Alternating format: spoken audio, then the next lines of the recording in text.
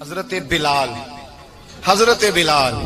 رضی اللہ تعالیٰ. حضرت بلال آئے جناب عمر سے ملنے. کیسے وہ کسرا بھی آئے تو عمر خاطر میں نہ لائے, پر بلال حبشی دروازے پہ داخل ہوئے تو فاروق اعظم نے کرسی چھوڑ دی, ہاتھ باندھ کے کونے میں کھڑے ہو گئے. کالا رنگ ہے, نام بھی لکھنا نہیں جانتے, زمانے میں تعارف کوئی نہیں. حضرت عمر نے ہاتھ باندھا ہے. لوگ کہنے لگے عمر تو کیسے ہو, کسرا سے نہیں ڈرتا, یہ کون آ رہا ہے جس کے لیے تیرا اتنا استقبال ہے؟ حضرت عمر کہنے لگے چپ کر جاؤ, اس کی بات نہ کرنا, اسے آنے دو, اسے آنے دو, اس کی بات نہ چھیڑنا. حضرت سیدنا بلال آئے, کہنے لگے امیر المومنین کیا کر رہے ہو؟ فرمایا نہیں چپ کر یار. بازو پکڑا, اپنی کرسی پہ بٹھایا. حضرت بلال کہنے لگے حضور میں غلام ہوں, مجھے تو طریقے بھی نہیں آتے ان کرسیوں پہ بیٹھنے کے, میں تو غریب ماں کا بیٹا, غلام باپ کی اولاد, سلیقن, یہ آپ کیا کر رہے ہیں؟ تو حضرت عمر کہنے لگے بلال تھا تو غلام ہی, پر جب سے مصطفیٰ کا غلام بنا ہے تو ہمارا امام بن گیا ہے, اب تو امام ہے رسول اللہ کی امت کا. فرمایا وہ مجھے دن یاد ہے جب مکہ فتح ہوا تھا, بت ٹوٹ گئے تھے, بڑے بڑے سردار تھے, اور میرے نبی نے فرمایا بلال سے کہو کعبے کی چھت پہ چڑھ کے اذان دے. تو لوگوں نے کہا حضور یہ سارے جل گئے ہیں, کسی اور کی ڈیوٹی لگا دے. حضور نے فرمایا چپ کرو, بدر میں مار کھا کے اذان پڑے تو بلال, احد میں پتھر برسے اذان پڑے تو بلال, تپتے صحراؤں میں پڑے تو بلال, ہر جگہ مار کھائے تو بلال. اور آج اگر اللہ نے عزت دی ہے تو میں لوگوں کو دیکھ کے بلال کو عزت نہ دوں؟ میں بتانا چاہتا ہوں کہ رسول اللہ کی غلامی میں عزت ہے. فرمایا کوئی اوپر نہیں چڑھے گا, ابو بکر بھی نیچے, عمر بھی نیچے, عثمان و علی, طلحہ اور زبیر بھی نیچے. آج یہ حبشی غلام کعبے کی چھت پہ چڑھے گا اور میں دنیا کو بتاؤں گا کہ اصل عزت اسی کے پاس ہوتی ہے جو رسول اللہ کا غلام ہوا کرتا. بھائی یاد رکھیں عزت حضور کی غلامی میں ہے, نہ یہ دیکھو میری برادری کیا کہتی ہے. حضرت سلمان فارسی گورنر تھے, کھانا کھا رہے تھے, دسترخوان بچھا تھا. رسول پاک صلی اللہ علیہ وسلم کا فرمان ہے روٹی کا لقمہ دسترخوان پہ گرے اٹھا کے کھا لو, اللہ تمہاری بخشش فرما دے گا. دسترخوان صاف ہوتا ہے. روٹی, بڑے گورنر تھے آپ, بڑے بڑے سفیر بیٹھے تھے, وزیر بیٹھے تھے, روٹی کا لقمہ گر گیا. آج تو لوگ فیشن میں عزت ڈھونڈتے ہیں نا, وقار ڈھونڈتے ہیں کہ میں جدید دنیا کے ساتھ مل جاؤں, میں معاذ اللہ لڑکی لڑکے اکٹھے بٹھا کے منگنی کروں تو میں ماڈرن شمار ہو جاؤں گا, میں بڑے بڑے ڈھول بجاؤں تو ماڈرن بنوں گا, میں اگر مہندی پہ سارے تماشے کر ڈالوں تو میں ماڈرن ہوں. دیکھو عزت کس بات میں. حضرت سلمان فارسی روٹی کھا رہے تھے, سفیر وزیر نہ جانے بڑے بڑے لوگ بیٹھے تھے, کھانا کھاتے کھاتے لقمہ گرا دسترخوان پہ. حضرت سلمان فارسی نے سمیٹا, منہ میں رکھا, پھر انگلی مار کے دسترخوان صاف کیا. ایک صحابی کان میں کہنے لگے سلمان کیا کر رہے ہو, کیا کر, آپ گورنر ہے, سوچئے تو صحیح, یہ لوگ کیا کہیں گے دنیا دار کے مسلمانوں کو روٹی نہیں ملتی, اٹھا اٹھا کے کھا رہے. کان میں بات کی, کان میں. حضرت سلمان فارسی کان میں جواب دے سکتے تھے, کہہ سکتے تھے نہیں ایسے ہی کرنا ہے, انہوں نے کان میں بات کی. لیکن جناب سلمان فارسی اعلیٰ اعلان بولے, کہنے لگے ان 4 5 6 دنیا داروں کے لیے میں اپنے نبی کا طریقہ چھوڑ دوں, اپنے رسول کی سنت چھوڑ دوں؟ یہ 4 5 دنیا دار دنیا کی طرف دیکھ کے میں مصطفیٰ سے منہ موڑ لوں؟ پھر جوش جذبات میں سر سے پگڑی اتار دی, رونے لگے.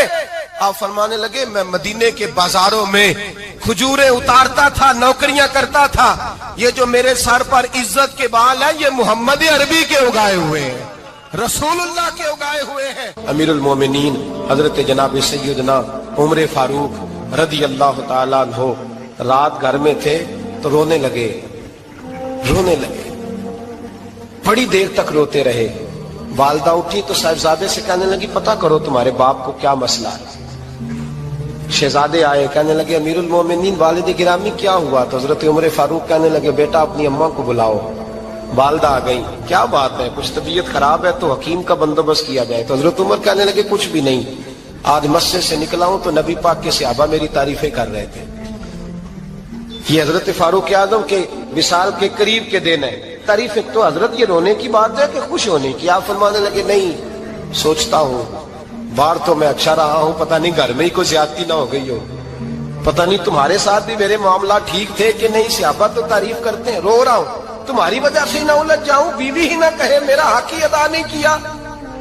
ये लफ्ज कहते कहते पहाड़ है ये शख्स, कैसरो किसरा कांपते हैं। हजरत उमर रो पड़े, बीबी से कहने लगे मुझे अल्लाह की रजा के लिए माफ नहीं कर देती, मेरे ऊपर बोझ था उम्मत का, मैं सारी रात मदीने की गलियों में फिरता था, दिन सारा मस्जिद में गुजरता था, मैं तुझे वक्त नहीं दे पाया, माफ नहीं कर देती। तो ज़ौजा कहने लगी नहीं उमर, मैंने भी जिंदगी में अपना कोई सुख चैन नहीं देखा, कोई चाव पूरा नहीं किया, मैं कैसे माफ कर दूं, मैं नहीं माफ करती। हजरत उमर जमीन पे बैठ गए, रोने लगे, कहने लगे चल माफ कर दे। कहने लगी एक वादा करो, कयामत के दिन रब करीम की बारगाह में मेरी सिफारिश करोगे, अल्लाह की बारगाह में अर्ज करोगे कि अल्लाह अच्छी थी, मुझे कपड़े धो के देती थी, रोटी पका के देती थी, मेरी इज्जत की मुहाफिज थी। जनाब उमर कहने लगे तेरे साथ वादा है, रब अपने फजल से उमर को जन्नत देगा तो उमर तुझे जन्नत में साथ लेकर के जाएगा। बुखारी शरीफ में हदीस है, काजी एजाज मालिकी रहमतुल्लाह अलैह ने बड़ी तफसील से लिखी है। रावी हजरत अनस बिन मालिक हैं। एक बंदा बड़ी दूर से आया नबी पाक सल्लल्लाहु अलैहि वसल्लम की जियारत के लिए, बड़ी दूर से। अरब के जो सरदार होते थे उनके बड़े नाज नखरे होते थे, वो खैर आज भी हैं। प्रोटोकॉल का माहौल आज भी, यानी वजीर साहब के आगे दो चार गाड़ियां ना हो तो उनको मजा ही नहीं आता, पुलिस वाले आगे पीछे भागे तो हालांकि उनको नहीं पता कि जो पुलिस वाले आगे पीछे भाग रहे हैं ना, ये हुकूमत बदली तो गिरफ्तार करने भी इन्होंने ही आना है, लेकिन वो बड़ा मजा आता है जब लोग गाड़ी के पीछे भागते हैं। क्या बात है जनाब, बड़ी बात। और हमारी तबीयतों में पता नहीं कौन सी।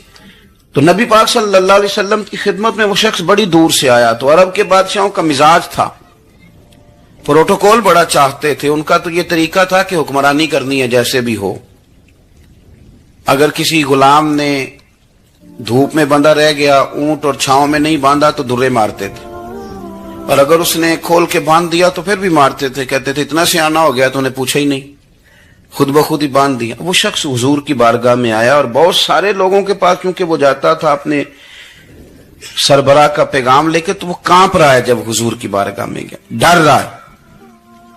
अब जरा बात को समझना, नबी पाक सल्लल्लाहु अलैहि वसल्लम ने उससे फरमाया क्यों डरते हो, सादा आदमी है, देहाती है, बद्दू है। अल्लाह के रसूल ने थप की दी, क्यों डरते हो? तो कहते हुजूर मुझे आदाब नहीं आते और मुझे डर आता है, कोई बात अगर ऐसी हो गई आप मदीने की हुकूमत के सरबराह हैं तो कहीं आप नाराज ना हो जाएं। हजरत अनस बिन मालिक फरमाते हैं बात कहाँ की थी, पहुंच कहाँ गई। जब उसने ये कहा ना कि आप तो हुकूमत के सरबराह हैं, कहीं कोई गलती ना मुझसे हो जाए, तो नबी पाक की आंखों में आंसू आ गए, हुजूर रोने लगे और नबी पाक सल्लल्लाहु अलैहि वसल्लम फरमाने लगे ना भाई, तो किसी हुकूमत के सरबराह के पास नहीं आया ना, तू तो उस बेटे के पास आया है जिसकी माँ गोश्त के खुश्क टुकड़े खा के भी गुजारा कर लेगी। मैं तो एक गरीब माँ का बेटा हूं।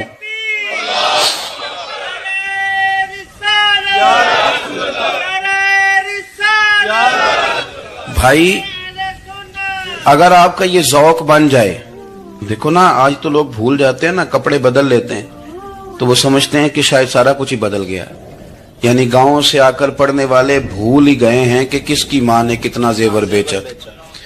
लोग भूल जाते हैं चीजों को, अपने माजी को याद रखें। यार सफाई करने वाला सफाई टाइम पे करता है ना, तुम चिराग तो सही जलाते हो ना।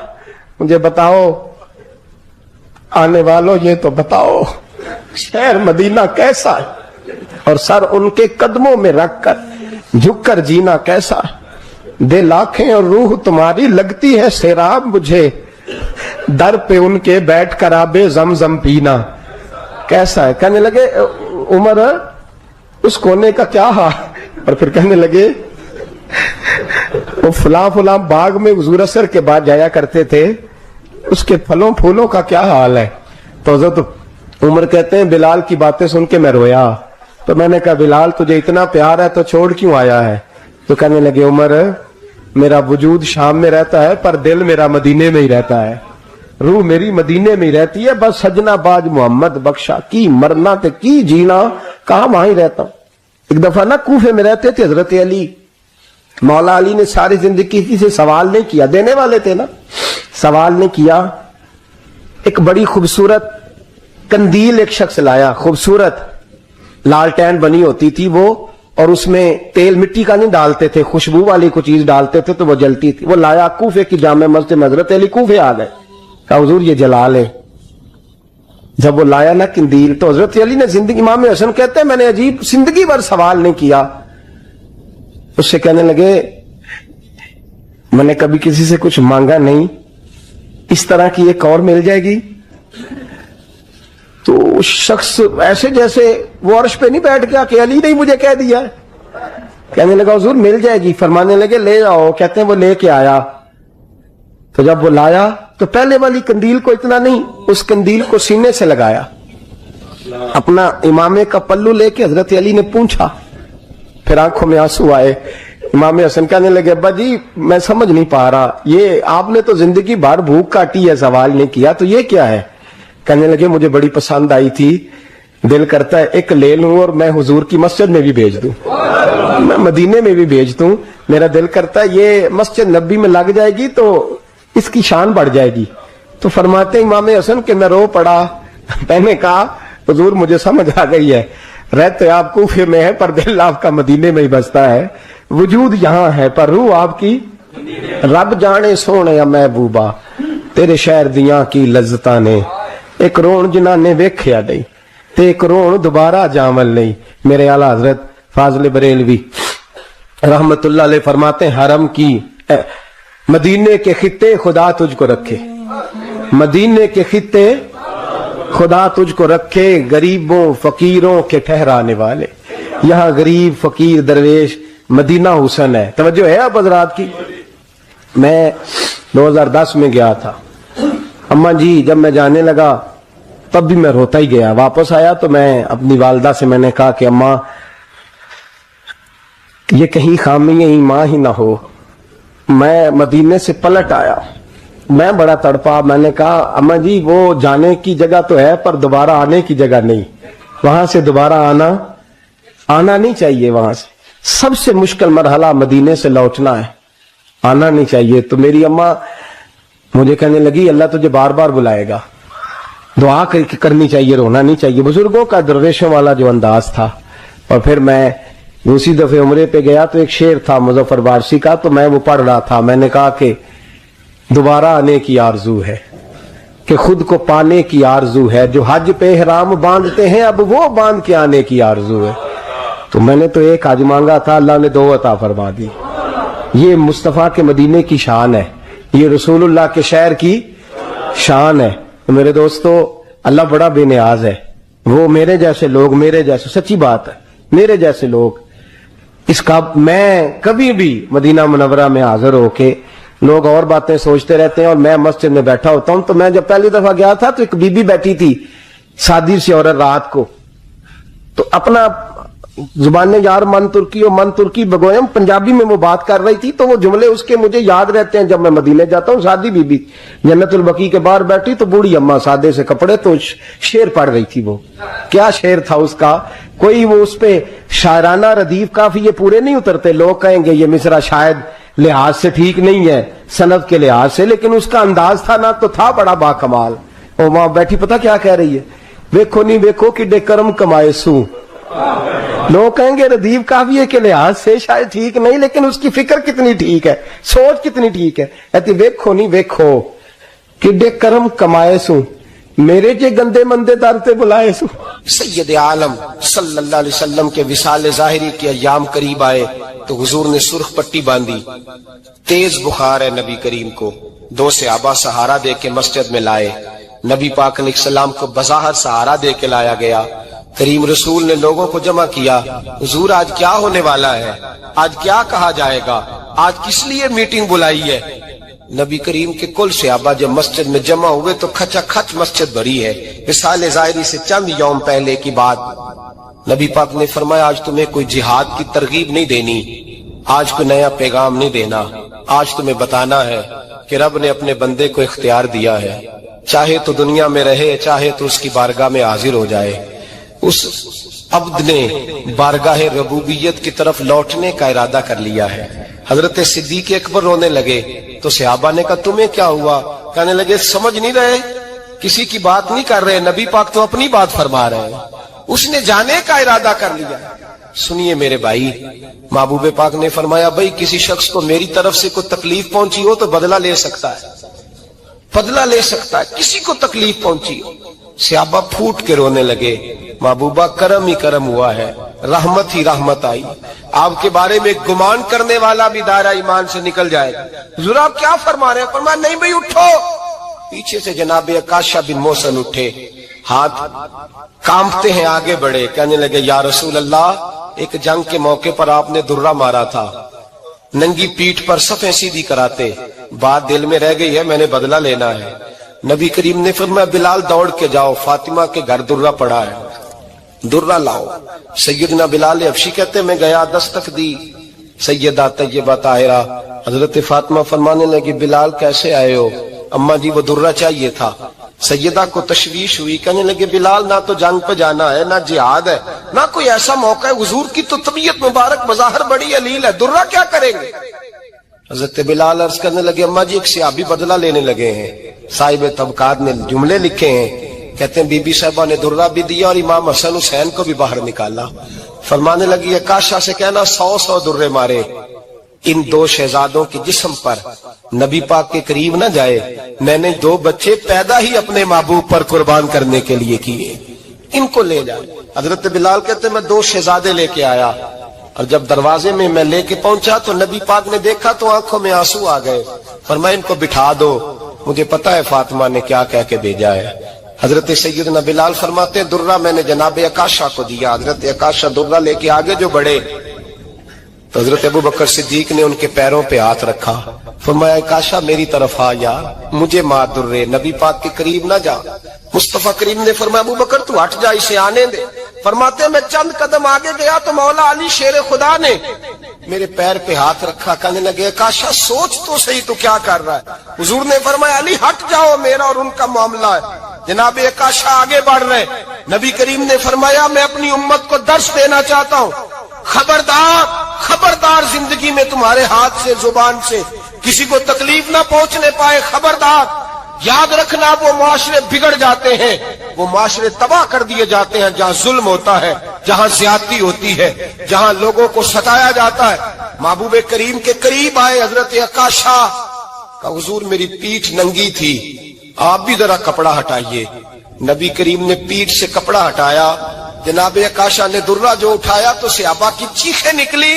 हजरत अकाशा ने दुर्रा दूर फेंका, हुजूर के बतने अतहर से लिपट गए, चूमने लगे, कहने लगे हुजूर वो तो सफे सीधी कराते लग गया था, आपने कहा मारा था? या रसूल अल्लाह मैं तो बहाना बना रहा था कि जाती दफा मुझे वजूद चूमने का मौका नसीब हो जाए, मुझे ये मौका नसीब हो जाए। मेरे हबीब ने फरमाया जिसने जन्नती देखना हो मेरे अकाशा की जियारत कर ले। भाई जुल्म का दरवाजा खुला हुआ और लोग भूल जाते हैं ज्यादती करते हुए, वो बहू से ही क्यों ना करे, वो अपने घर के भूल जाते हैं कि शायद पूछने वाला कोई नहीं, शायद मेजान नहीं लगेगा। ईरान के बादशाह ने अपने बेटे को पढ़ाने के लिए एक उस्ताद साहब का बंदोबस्त किया।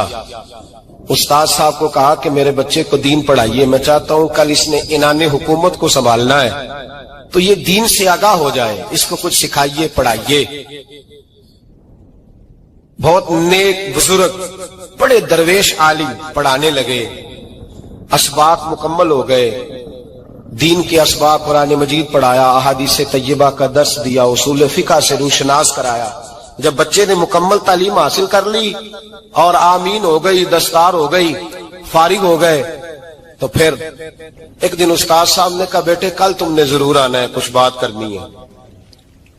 शहजादा गया मिलने उस्ताद साहब से, उस्ताद साहब ने कुंडी लगा ली, हाथ में दुर्रा पकड़ लिया, मार मार के पूरे वजूद को जख्मी कर दिया, कोई गलती नहीं, कोई बात नहीं, मारा। अब बच्चा आया आके बादशाह सलामत से कहा कि अब्बा जी समझ नहीं आई, बड़ा मारा है उस्ताद। तो सियाने थे ना बादशाह, यहां तो कारी साहब रोज कटहरे में खड़े होते हैं, मौलवी साहब आपने मेरे बच्चे को क्यों मारा है? आप 8000 के मौलवी हैं, मेरा कई करोड़ का बच्चा है, सवेरे बदल लेंगे, खबरदार आपने बच्चे को हाथ लगाया। अपनी हैसियत में रहे माज़अल्लाह। जो कौमें उस्तादों को कटहरों में खड़ा करती हैं वो तरक्की नहीं कर पाती, जो उस्तादों को कटहरों में रोज खड़ा करती। कहा ابا جی بڑا مارا ہے، تو والد بڑے سمجھدار تھے، کہنے لگے بیٹا استاد باپ ہوتا ہے، وہ زیادتی نہیں کرتا، کوئی بات ہوگی میں تیرے استاد کو کٹہرے میں نہیں بلاؤں گا۔ اماں سے بات کی، اماں کہنے لگی بیٹا میں تیرے باپ سے کیسے بات کروں، ڈر آتا۔ وقت گزر گیا، 22 سال بیت گئے، 22 سال گزر گئے، بادشاہ کا انتقال ہوا، شہزادہ تخت پہ بیٹھا، پہلا حکم یہ دیا کہ میرے استاد کو بلاؤ، پہلا حکم۔ استاد جی بوڑھے ہو گئے تھے، چھڑی کے اوپر ٹیک لگا کے آئے اور بھویں سفید ہو کے جھک گئی تھیں، یوں آنکھ کھول کے بڑی مشکل سے دیکھا، کہنے لگے شہزادے حکم ہو۔ کم میں شہزادہ نہیں، اب میں بادشاہ بن گیا ہوں۔ استاد جی 22 سال بیت گئے، آپ نے مارا تھا، پر وہ درد چونکہ زیادتی کی تھی، میرا قصور کوئی نہیں تھا، تو نہ میری روح سے درد گیا ہے نہ میرے جسم سے گیا ہے، میں بے اختیار تھا، پوچھ نہیں سکتا تھا، آج با اختیار ہوا ہوں۔ سب سے پہلے پہلا حکم آپ کو دیا، بلایا ہے، بتائے کیوں مارا تھا، کیوں مجھے مارا تھا، میری زیادتی بتائے۔ تو استاد، بوڑھے استاد کی آنکھیں آنسوؤں سے بھر گئیں، کہنے لگے بیٹے بس آج کے دن کے لیے مارا تھا، یہ جو دن آ گیا نا میری زندگی میں اس لیے مارا تھا، یہ میں چاہتا تھا میری زندگی میں وقت ہے، آج کے بس میری مراد پوری ہو گئی۔ کہ صاحب کس لیے، مجھے بھی سمجھائے۔ آپ فرمانے لگے کتنی دیر ہو گئی تجھے مار کھائے ہوئے، کتنا زمانہ بیت گیا، کہنے لگا 22 سال۔ فرمایا زخم بھولے تو نہیں، درد ختم تو نہیں ہوئی، تمہیں بات 1 منٹ کے لیے بھی تمہارے حافظے سے محو تو نہیں ہوئی۔ کہ استاد جی روز رات کو یاد آتی، روز خیال آتا تھا۔ استاد کہنے لگے بھائی تو بے اختیار تھا، پوچھ نہیں سکا، 22 سال تجھے یاد رہا، مجھے پتا تھا تو ایک دن حکمران بنے گا، میں نے تجھے اس لیے مارا تھا کہ بیٹے یاد رکھنا، کسی پہ ظلم نہ کرنا، اگر تجھے 22 سال تک یاد رہا ہے تو جس پر تو ظلم کرے گا اسے بھی قیامت تک یاد رہے گا، اور یہ یاد رکھنا تو آج با اختیار ہوا تو تو نے مجھے بلا لیا ہے، قیامت کے دن غریب با اختیار ہو جائیں گے، مظلوم با اختیار ہو جائیں گے، وہ با اختیار ہوں گے للہ الواحد القہار، رب کریم کی بارگاہ کے اندر ان کا اختیار ہوگا، اکیلے اللہ کی حکمرانی ہوگی۔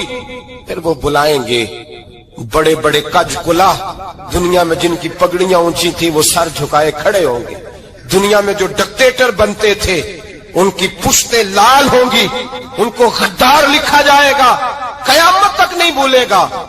ظلم کرنا تو سوچ سمجھ کے کرنا، اتنا کرنا جتنا تم سہ سکتے ہو، اتنی زیادتی کرنا جتنی قیامت میں تم برداشت کر سکتے ہو۔ میرے نبی کریم صلی اللہ علیہ وسلم نے فرمایا ظلم سے بچو، یہ قیامت کے اندھیروں میں سے ایک اندھیرا ہوگا۔ زندگی میں زیادتی نہ کریں، اگر تھوڑی دیر کے لیے کوئی چیز برداشت کر جائیں گے تو وہ فائدہ دے جائے گی، کچھ دیر کے لیے اگر سہ جائیں گے تو نفع مل جائے گا، سہنے کی کوشش کریں لیکن زیادتی نہ کریں، نظر کو، سوچ کو، ذہن کو پاک رکھیں، اور میرے بھائی زندگی پوری ظلم سے بچیں، زیادتی سے بچیں۔ آپ لوگوں کے ساتھ پیار کریں، آپ لوگوں کو موقع دیں، آپ تھوڑی سی اور کوشش کریں اس شخص تک جانے کی جو آپ کو مایوس نظر آ رہا ہے، پریشان نظر آ رہا ہے۔ یہ ہمیں میلاد والے محبوب صلی اللہ علیہ وسلم نے درس دیا۔ ایک اور پہلو، حضور سید عالم صلی اللہ علیہ وسلم نے، ہمارے ہاں نا ابھی بھی برادری کی تقسیم ہے، ابھی بھی، اور کچھ میں نے ایسے کمزور لوگ بھی دیکھے، یہ اس طرح کی حرکتیں ہارے ہوئے لوگ کرتے ہیں، ہارے ہوئے لوگ جو اپنے آپ کو سمجھتے ہیں کہ میں کوئی بڑا آدمی ہوں۔ بڑا آدمی تو اپنے اخلاق سے ہوتا ہے، اپنے کردار سے ہوتا ہے، اپنی سخاوت سے ہوتا ہے، لوگوں سے پیار کرنے سے ہوتا ہے۔ باقی یہ کہ بیٹھ کے کہانی سنانا کہ میں بڑا کچھ کرتا ہوں، تو جو کچھ کرتا ہوتا ہے اسے سنانے کی کوئی ضرورت ہے؟ ایک اور بہت سارے لوگ آپ تعزیت کرنے جائیں نا والد کے انتقال کے بعد، تو ان بیچاروں کو بتانا پڑتا ہے کہ ابا جی میرے بغیر دوائی نہیں کھاتے تھے۔ تو میں کہتا ہوں اگر تیرے بغیر نہیں کھاتے تھے پھر بتانے کی ضرورت نہیں، پھر تو سارے گاؤں کو پتا ہوگا کہ تیرے بغیر نہیں کھاتے تھے۔ اور اگر کوئی دال میں کالا ہے تو پھر تیری وضاحت کوئی بندہ قبول نہیں کرے گا۔ تو آپ کو بتانا کیوں پڑ رہا ہے، اور آپ بار بار اس بات کا ذکر کیوں کر رہے ہیں کہ ہم بہت بڑے قبیلے کے ہیں؟ صاحب اگر آپ بڑے قبیلے کے ہیں تو پتا ہوگا سارے علاقے کو آپ کتنا لوگوں کا خیال کرتے ہیں، آپ کس قدر محبت کرتے ہیں، آپ کا انداز کریمانہ کس طرح کا، پھر آپ کو بتانے کی کوئی ضرورت نہیں ہوتی، پھر خود بخود خبر ہوتی ہے۔ حضرت سیدنا ابو ذر غفاری رضی اللہ تعالیٰ عنہ، قبیلہ بنو غفار ایک بڑی شاخ تھی قبیلوں میں سے، جو لوگ اس زمانے میں مالدار قبیلوں سے تعلق رکھتے تھے ان میں سے ایک بڑا نام تھا. ساری زندگی چودراہٹ کی، لیکن میلاد ایک انقلاب کا نام ہے. میں میلاد منانے والے دوستوں سے گزارش کرتا ہوں کہ آپ ہر سال میلاد منائیں اور ہر سال میلاد کے بعد آپ تھوڑے بدل بھی جائیں، یعنی تھوڑے سے بدل جائیں. کچھ لوگ کہیں یار یہ داڑھی میں نے نا 12 ربیع الاول والے دن رکھی تھی، یہ میری میلاد والی داڑھی ہے. اور داڑھی رکھیں بھی نبی پاک کی مرضی کی. کس کی مرضی کی؟ نہ ناراض ہو جائے جی میں ٹور چلا بس. کس مرضی کی جی؟ اپنی مرضی کے نہیں. داڑھی کا وزن کو نہیں ہوتا کہ پوری مٹھی رکھیں گے تو آپ کو کوئی دقت ہوگی، کوئی وزن نہیں. پوری رکھیں، جو حضور کا طریقہ مبارکہ ہے جو ہمیں ملتا ہے اس پر آپ توجہ فرمائیں. تو میں جو بات عرض کرنے جا رہا ہوں وہ میلاد انقلاب ہے. حضور سید عالم صلی اللہ علیہ وسلم کی بارگاہ میں آنے سے پہلے لوگ کچھ اور ہوتے تھے اور یہاں سے ہو کے جاتے تھے تو پھر ان میں تبدیلی آتی تھی. میں سارا دن کرامتے سناؤں نا کسی کو اپنے پیر صاحب کی اور اپنے گھر میں بھی کہ میرے حضرت بڑے، میرے استاد بڑے، لیکن بیوی کے ساتھ اگر میں ترش لہجے میں بات کروں گا تو وہ کہے گی یہ سکھاندے نے تینوں پیر صاحب. دوست کہیں گے یہ سکھاتے ہیں آپ کی کہانیاں نہیں چلتی، آپ کا کردار چلتا ہے. حضرت ابو ذر غفاری رضی اللہ تعالیٰ عنہ فرماتے ہیں چونکہ میں چودھری تھا، سیدنا بلال حبشی رضی اللہ تعالیٰ عنہ کے پاس میں بیٹھا تھا. کسی بات میں بات آگے بڑھی اور بڑھتے بڑھتے بات شکنجی تک چلی گئی. رائے کے اختلاف نے باتوں میں تلخی پیدا کر دی اور جب تھوڑے لفظ اور تیز ہوئے تو میں نے انہیں کہہ دیا چپ کر، تو ابشن کا بیٹا ہے. کس کے بیٹے تھے حضرت بلال؟ کہتے ہیں جب انہوں نے مجھے کہا میرا دل بڑا ٹوٹا، لیکن میں نے ارادہ کیا کہ میں نے حضور کی بارگاہ میں نہیں عرض کرنی. اب ہر بات کی ہم حضور کی بارگاہ میں شکایت کریں. لیکن میں جا کے مسجد میں بیٹھا اور جب سرکار آئے نا، ارادہ نہیں تھا کہ عرض کروں گا، لیکن حضور کا چہرہ دیکھا تو دکھ میرا خود ہی تازہ ہو گیا. رونے کا بھی تو تب ہی مزہ آتا ہے نا کوئی اپنا ملے تو. فرماتے ہیں کہ میرے آنسو نا بغیر اختیار کے چھلک پڑے اور میں کھل کے روئے، کھل کے. قربان جاؤں محبوب کے بھی حضور نے پاس نہیں بلایا بلکہ نبی پاک اٹھ کے خود میرے پاس آئے اور مجھے کندھوں سے پکڑ کے سینے سے لگایا. اور جب میں کھل کے رو لیا تو حضور میرے آنسو پوچھنے لگے. کچھ شعر ایسے ہوتے ہیں جو کسی نے کہے ہوتے ہیں اور کہنے والا جو ہوتا ہے وہ صاحب حال ہوتا ہے تو اس میں کچھ خوبصورتی زیادہ ہی ہو جاتی ہے. ایک پنجابی کے شاعر ہمارے گجرات میں گزرے، بزرگ تھے، ان کا ایک شعر ہے. وہ کہتے ہیں ایک واری میری آنکھیاں چوں اونا نے اتھرو پونجے سن. ایک واری میری آنکھیاں چوں اونا نے اتھرو پونجے سن، ہن تے چسکا پہ گیا رونے دا. ایک واری میری آنکھیاں چوں اونا نے اتھرو پونجے سن، ہن تے چسکا پہ گیا رونے دا تے ہر ویلے آہو زاری دا. تو میں روز رونے لگا ہوں. مزہ ہی بڑا آیا ہے جب سے محبوب نے چپ کرانا شروع کیا.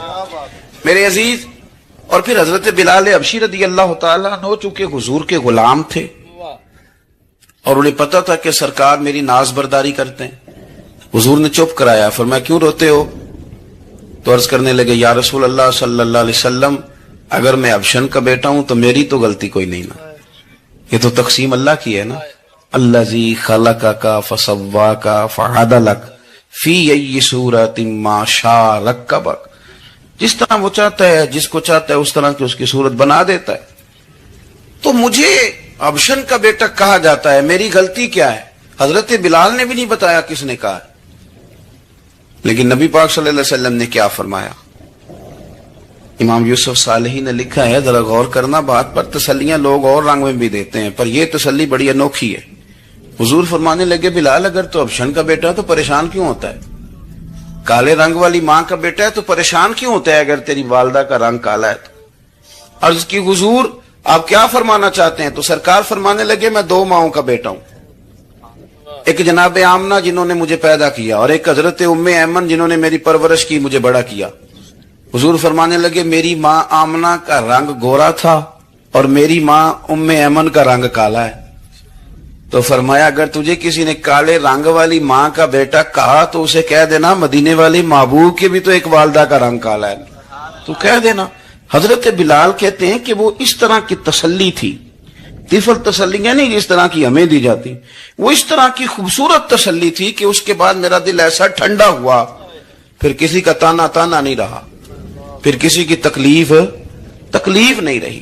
رسول پاک صلی اللہ تعالی علیہ وسلم نے یہ جو آج تقسیم ہے ہمارے ہاں اونچ نیچ کی, چھوٹے بڑے کی, ذات برادری کی, حضور فرماتے میں نے پاؤں کے نیچے رکھ کے کچل دی. اب اس کا کوئی سٹیٹس نہیں رہا, اب یہ کوئی معاملہ نہیں. پھر میرے بھائی ایک معاملہ ہمارے اندر جو اور بڑی شدت کے ساتھ آیا ہے اور جس نے بڑا زور پکڑا ہے وہ یہ ہے کہ ہم نا پڑھے لکھے لوگوں سے معذرت کے ساتھ, پڑھے لکھے لوگوں کا بھی ایک مسئلہ ہے, وہ دوسروں کو جاہل کہنا ضروری سمجھتے ہیں. الا ماشاءاللہ میں اکثر کہتا ہوں کہ یہ تو آسان کام ہے نا, آپ نے کہہ دیا جاہل نے جی سارے پنڈ والے, یہ تو بڑا آسان کام ہے, تو جان چھڑانے والی بات ہے. ان پڑھ ہیں جی اس قوم دا کچھ نہیں بن سکتا, بھی تو آسان کام ہے, جان چھوٹ گئی. میں بھی کھڑا ہوتا ہوں نماز جنازہ کی امامت کرنے کے لیے, کبھی تو کہہ دیتا ہوں کہ جناب آج لوگوں کو نماز جنازہ کی دعا نہیں آتی, تو سوچتا ہوں کہ اگر کسی نے کھڑا کر کے پوچھ لیا کہ آپ نے کتنے لوگوں کو یاد کرائی ہے, ہم نے کبھی کہا کہ آؤ بیٹھو یاد کراؤں, تو اس کا جواب کیا ہے؟ تنقید کرنا آسان کام ہے اور تعمیر کرنا یہ مشکل مرحلہ ہے. عزیز دوست, ہمارے ہاں نا ان پڑھ بندے کے ساتھ اور اس بندے کے ساتھ جس کی سوچیں محدود ہیں ہمارا رویہ اتنا تلخ ہوتا ہے. بھئی مزہ تو تب آتا ہے نا جب آپ کو, کچھ لوگ کہتے ہیں میں اچھے کے ساتھ اچھا ہوں, تو اچھے کے ساتھ تو ساری دنیا اچھی ہوتی ہے, آپ نے اس میں کیا کمال کیا؟ ترجیح آخرت کو, اللہ کی ذات کو. ہماری آخرت کس طرح ٹھیک ہو سکتی ہے, آخرت میں کامیاب کس طرح ہو سکتے ہیں, آخرت میں اللہ تعالیٰ کی رضا کیسے پا سکتے ہیں, اس کو ترجیح دینی چاہیے. نبی پاک صلی اللہ تعالی علیہ وسلم کے بہت سارے صحابہ بڑی شانوں والے, ایک صحابی کا ہم آج ذکر کرنے جا رہے ہیں جن کا نام ہے حضرت ابو ذر غفاری رضی اللہ تعالی. ہمارے صوفیاء تصوف میں ایک جملہ بولتے ہیں کہ تیرا تو فقر بوزر ہے, یعنی جن کو صحیح درویش کہتے ہیں نا, صحیح درویش. مولا علی شیر خدا رضی اللہ تعالیٰ عنہ فرمایا کرتے دو ہی تو بندے ہیں جو رب کے رستے میں کسی شے کی پرواہ نہیں کرتے. حضور کون سے؟ فرمایا ابو ذر غفاری ہے اور دوسرے علی المرتضیٰ ہے. مولا علی فرمایا کرتے یہ نا مسلمانوں میں سے چوتھے یا پانچویں مسلمان ہیں.